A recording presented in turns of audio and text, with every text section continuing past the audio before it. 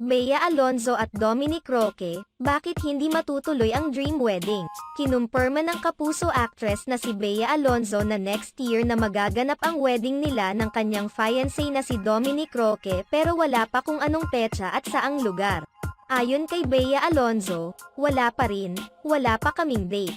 Hopefully it's gonna be next year kasi ayaw naman namin ang very long engagement because we don't see the point of it. Kung si Bea lang ang mamasunod intimate wedding ang gusto niya pero na-realize nila ni Dominic na napakarami nilang kaibigan sa loob at labas ng showbiz.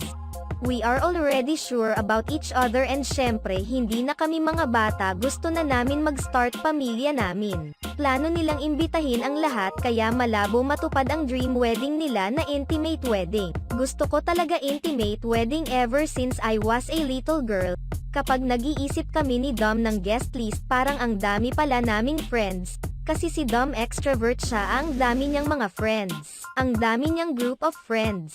Ako I have a small circle of friends but outside of the circle ang dami ko rin mga acquaintances at nakatrabaho.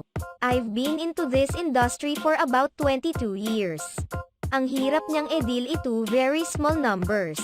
Mukhang hindi matutupad ang usapang dream wedding nila Bea Alonzo at Dominic Roque na mangyayari sa darating na 2024. Natanong din ng actress tungkol sa mga komento ng mga netizens na mukhang mas in love siya sa mga nakakarelasyon niya.